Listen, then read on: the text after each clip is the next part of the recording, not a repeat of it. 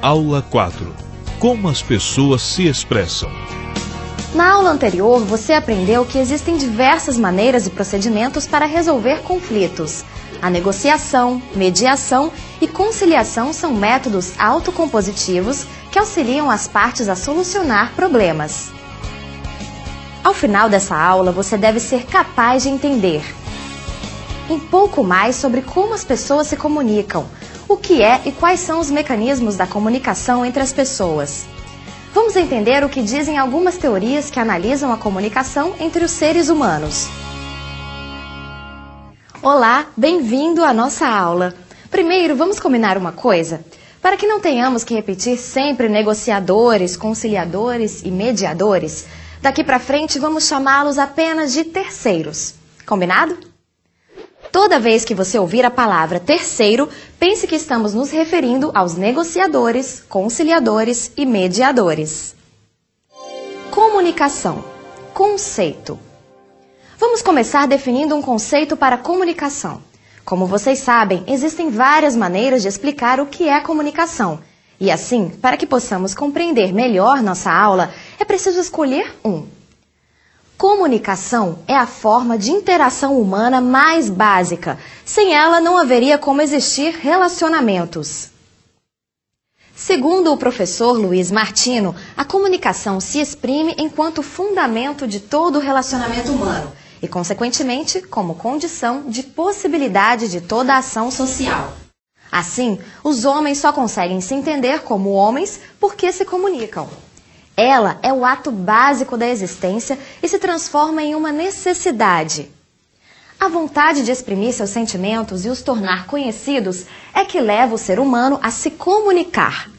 Porém, a comunicação não é apenas a simples interação.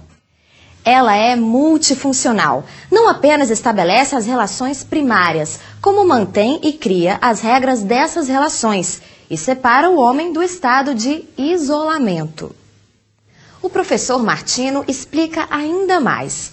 O termo comunicação não designa todo e qualquer tipo de relação, mas somente aquelas em que hajam elementos que se destacam de um fundo de isolamento.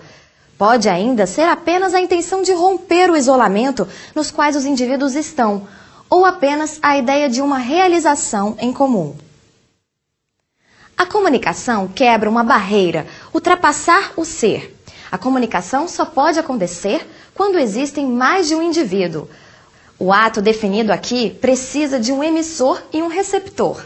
Sem uma ação conjunta não há como existir comunicação. Na sua essência mais primária, esse ato refere-se ao compartilhamento, a capacidade de troca, a possibilidade de dar e receber. Essa troca não acontece por acaso. A comunicação acontece por alguns objetivos. Harold Lasswell traça 3 para ele mais relevantes. O primeiro, a vigilância sobre o meio ambiente, revelando ameaças e oportunidades que afetam a posição da comunidade e de suas partes componentes ao nível dos valores. O segundo, correlação dos componentes da sociedade, na sua resposta ao meio ambiente. E o terceiro, transmissão da herança social. Ou seja, a comunicação acontece para que o homem interaja com outros homens, com o meio ambiente e com a história. Além disso, a comunicação permite o registro, permite que outras gerações conheçam seus antepassados.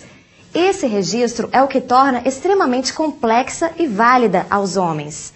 Para se comunicar, os seres humanos tiveram de desenvolver códigos, símbolos e sinais.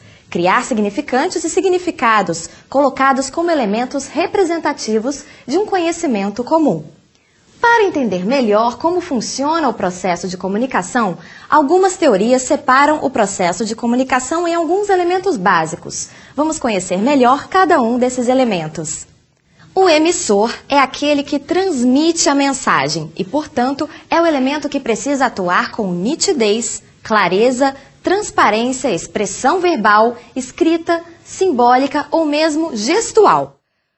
O receptor é aquele que recepciona a mensagem, ou seja, é a parte do processo que vai captar as informações e interpretá-las.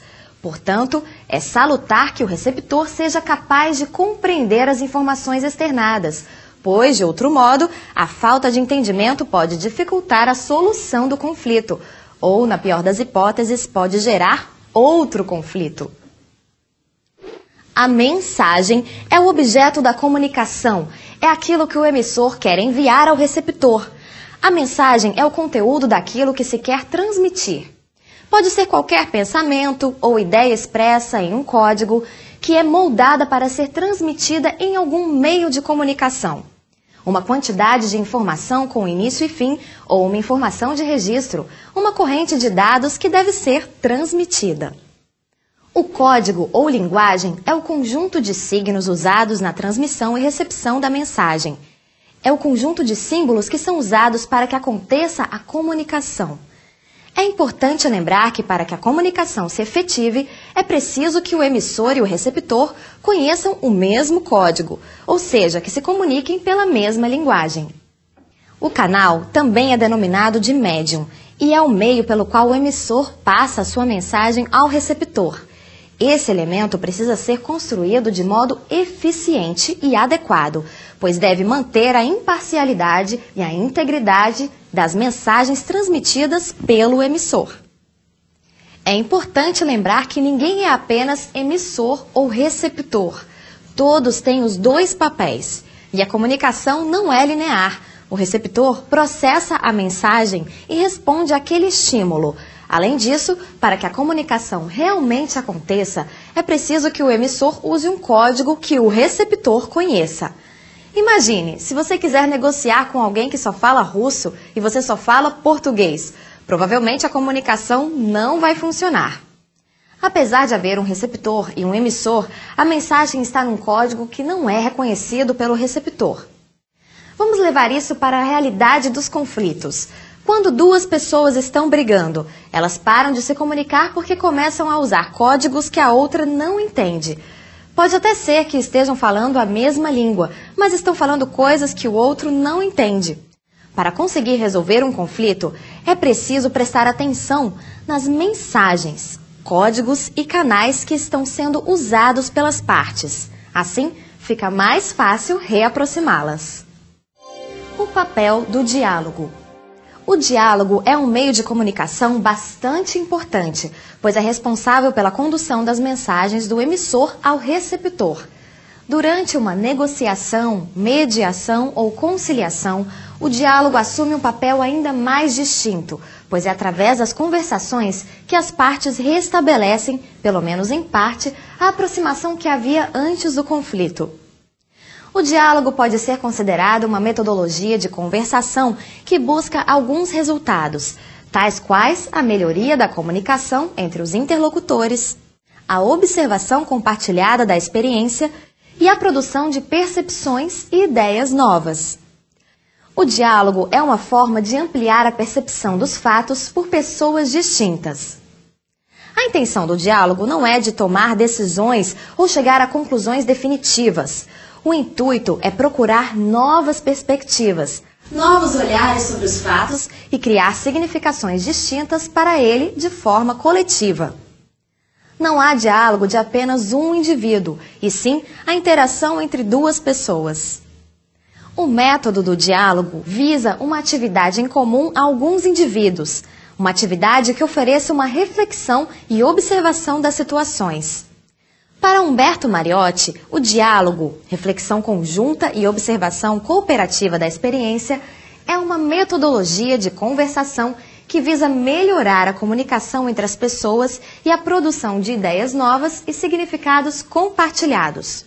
Ou, posto de outra forma, é uma metodologia que permite que as pessoas pensem juntas e compartilhem os dados que surgem dessa interação sem procurar analisá-los ou julgá-los de imediato. Como vimos, o diálogo nem sempre resulta em acordo, mas é certo que ele gera situações marcadas pelo respeito e pela compreensão mútua das partes. Para que o diálogo seja fluente e positivo, faz-se necessário que as partes e o terceiro estabeleçam um ambiente de respeito, chamando a atenção das partes para o fato de que o momento não é de ataque, e sim de composição do problema.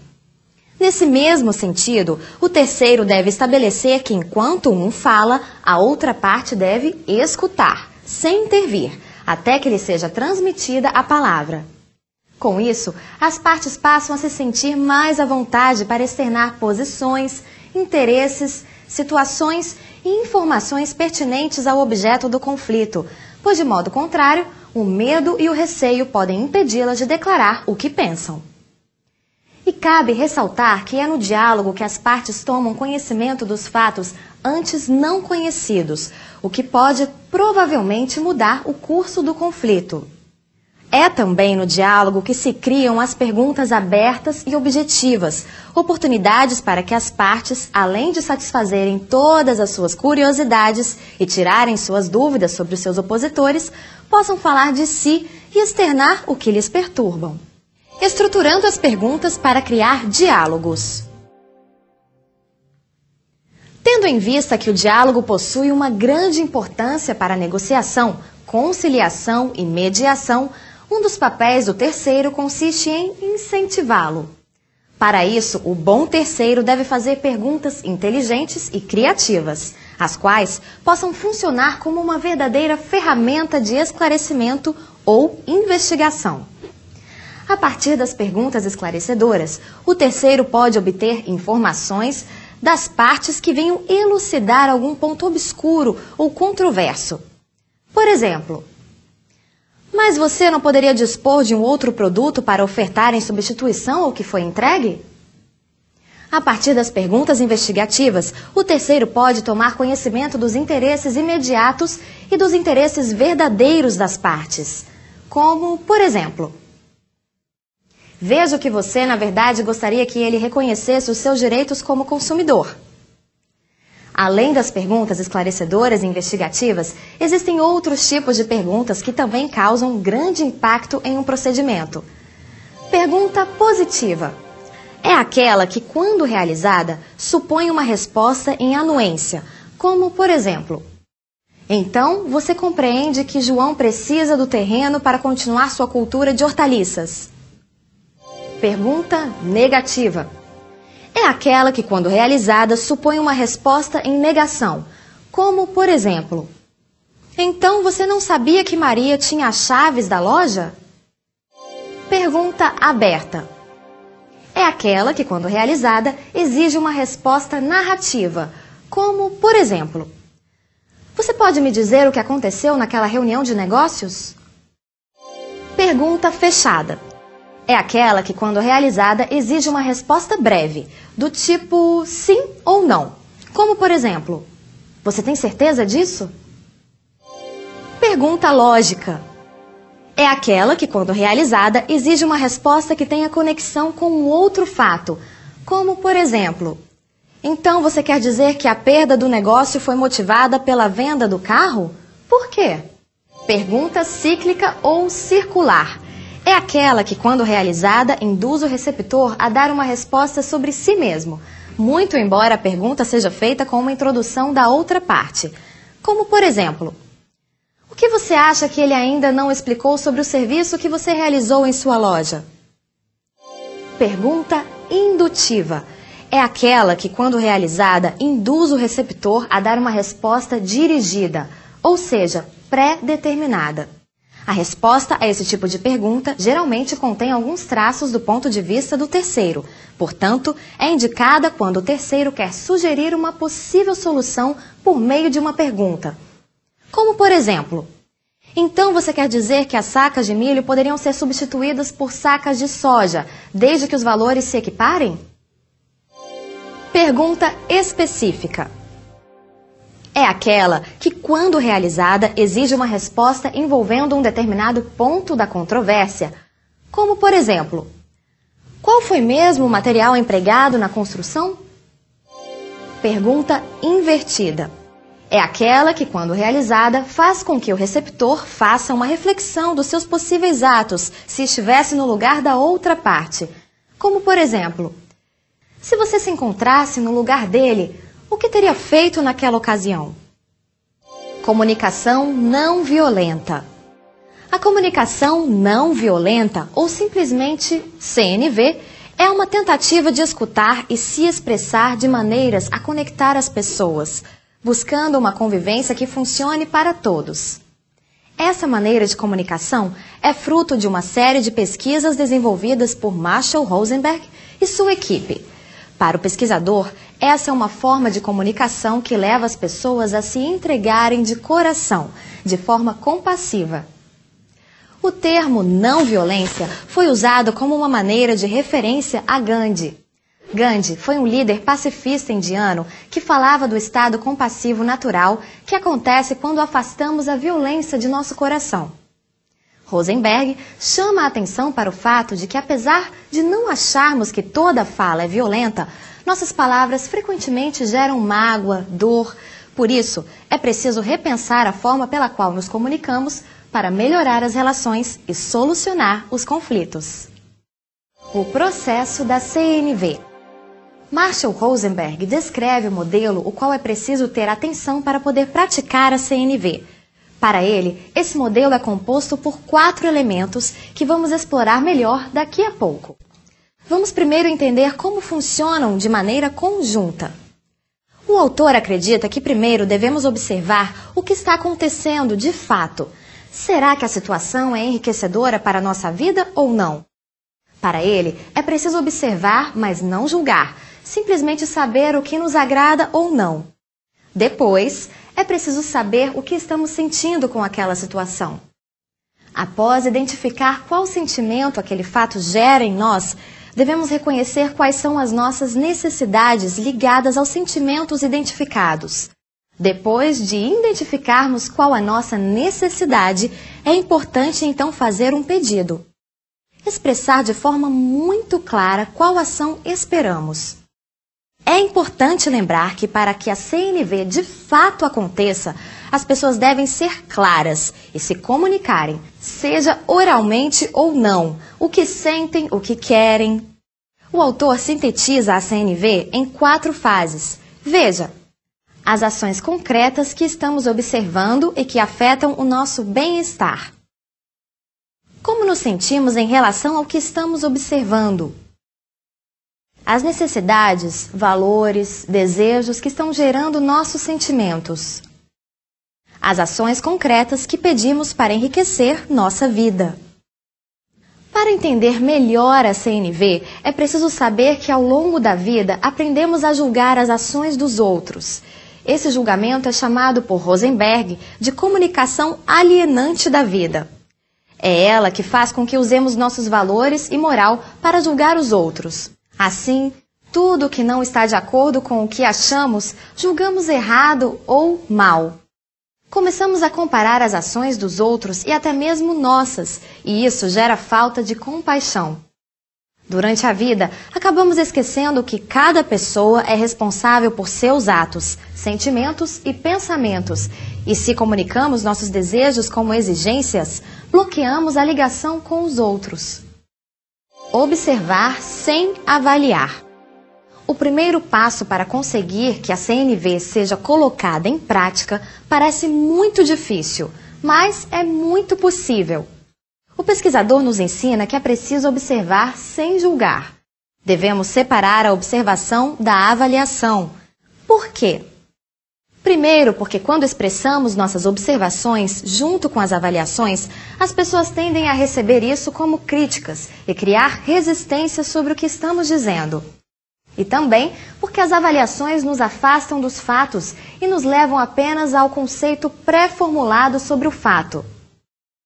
É verdade que não é fácil apenas observar sem avaliar, mas é preciso ser persistente e distinguir as duas ações. Rosenberg apresenta um roteiro que mostra ações muito comuns e que nos ajuda a entender como separar observação da avaliação. Esses são erros muito comuns que cometemos que nos levam a juntar nossas avaliações às nossas observações. Repare, usar o verbo sem indicar que o outro que avalia aceita a responsabilidade pela avaliação. Por exemplo, a expressão "você é passado para trás por todos" é uma observação com avaliação.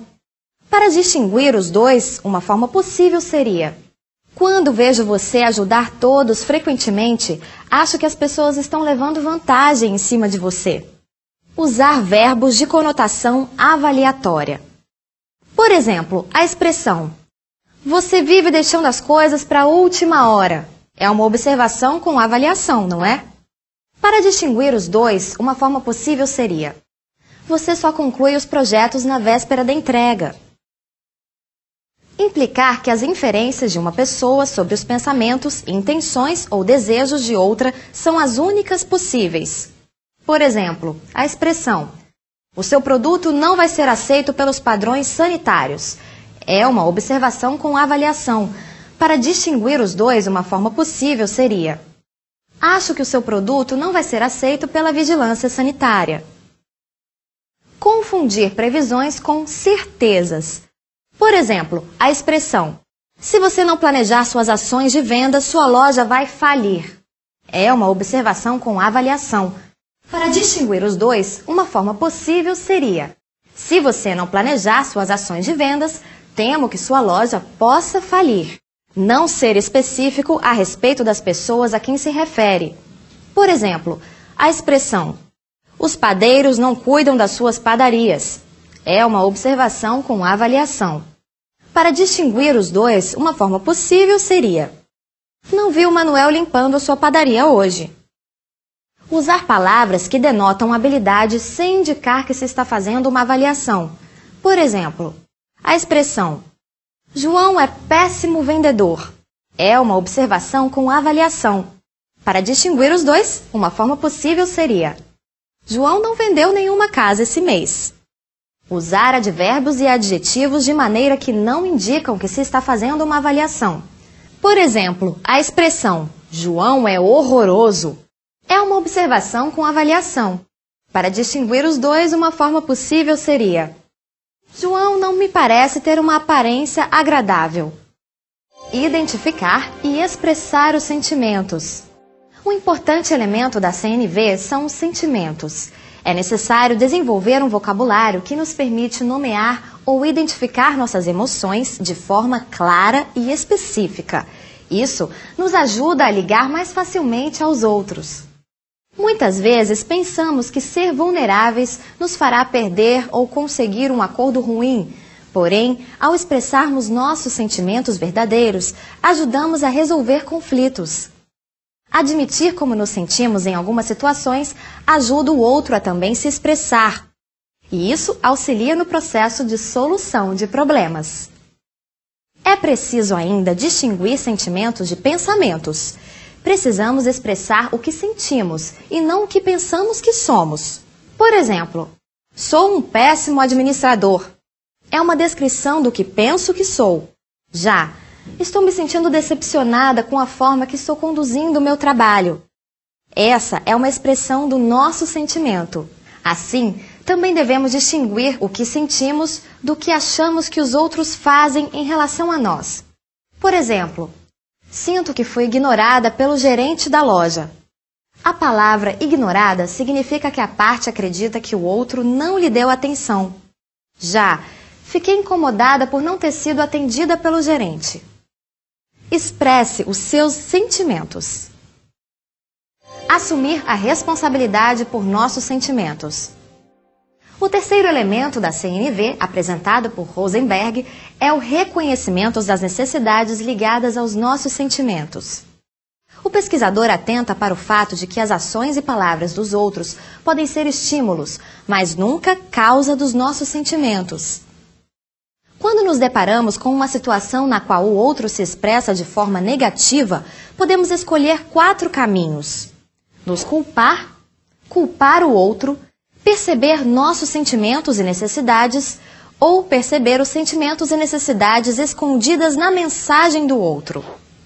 É preciso doar de coração e não ser motivado pela culpa, ou seja, atribuir ao outro a culpa por seus sentimentos.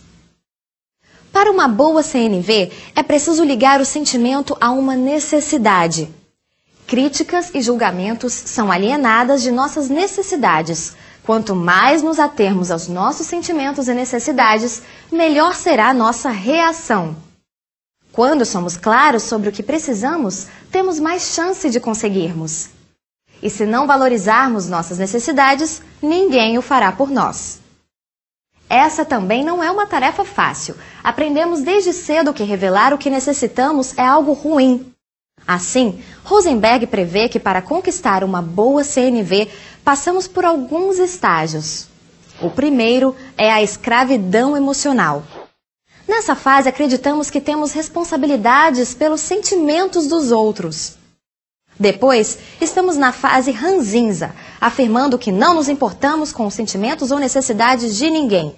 E, por fim, conseguimos a libertação emocional, quando aceitamos a responsabilidade por nossos sentimentos e nos conscientizamos que nossas necessidades nunca serão atendidas à custa dos outros.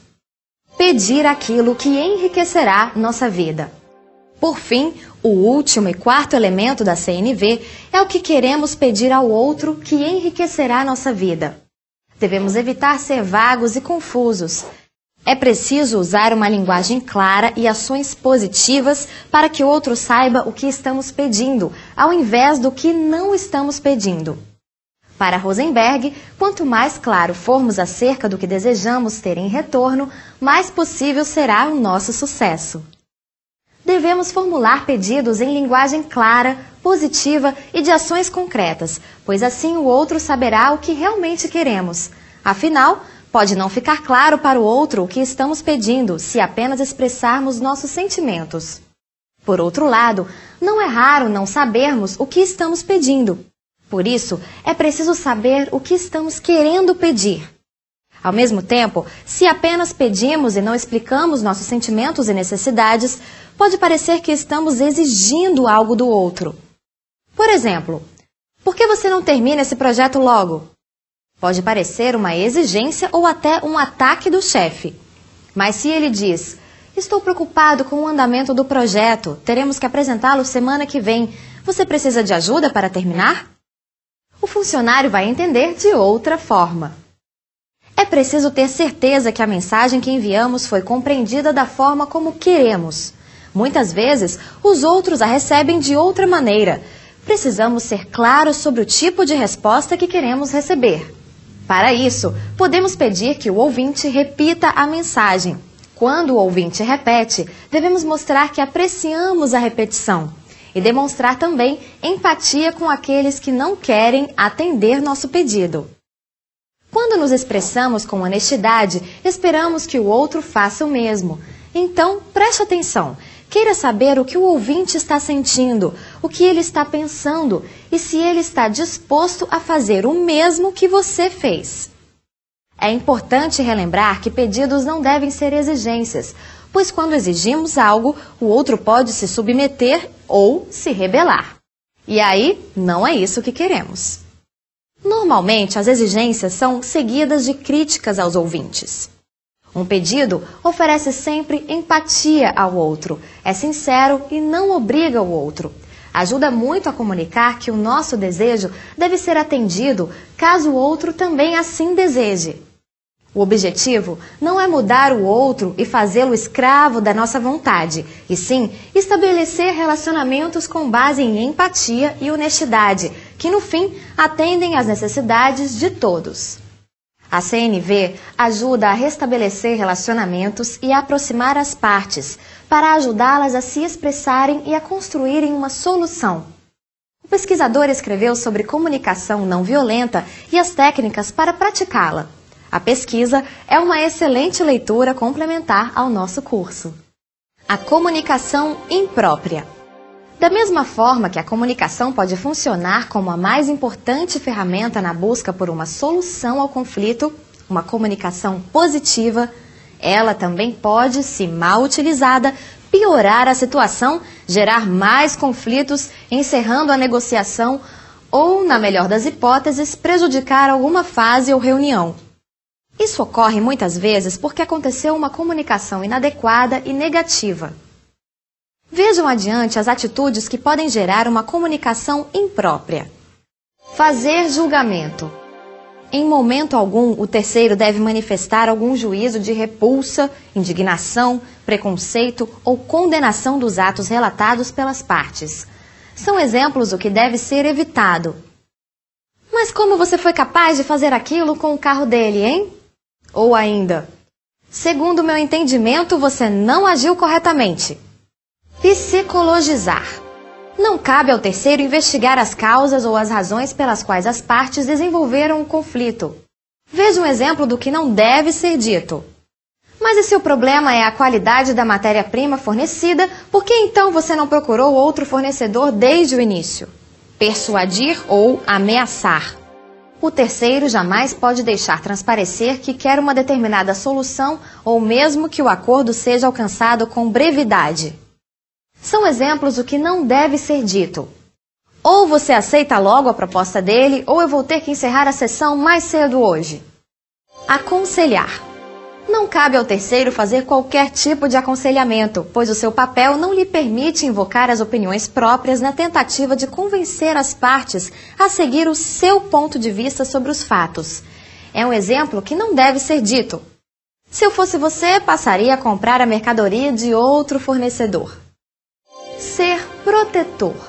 O terceiro não pode querer se colocar no lugar de um salvador da pátria, visando proteger uma parte em detrimento da outra. Logo, o terceiro jamais pode dizer: se você aceitar a proposta dele, vai sair perdendo. Ou então, fique calmo, pois vou auxiliá-lo a fazer um bom acordo. Ordenar. O terceiro não pode usar um tom de voz nem um vocabulário que sugira qualquer tipo de ordenação ou preponderância. Nesse sentido, o terceiro não deve falar: você deve devolver a ele o valor da compra. Desacatar.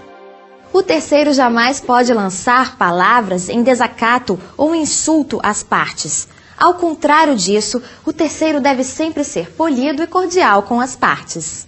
Assim, por exemplo, o terceiro não pode falar: você estará sendo muito burro se não usar a proposta dele. Maximizar ou minimizar. O terceiro não pode aumentar nem diminuir o grau de importância daquilo que é externado pelas partes.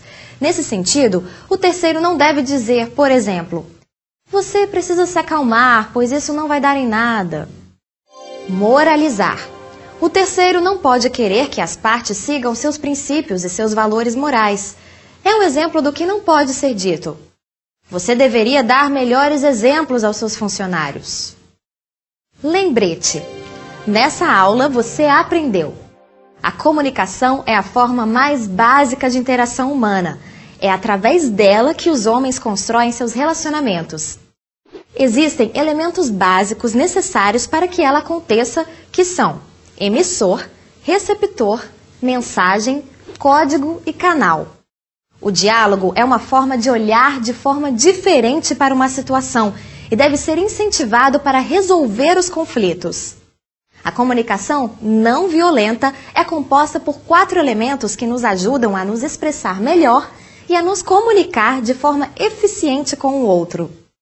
E existem maneiras impróprias de se comunicar, de se portar diante de um procedimento, que podem atrapalhar a construção dos acordos. Na próxima aula, vamos conhecer algumas das técnicas mais populares utilizadas por terceiros para aproximar as partes. Até lá!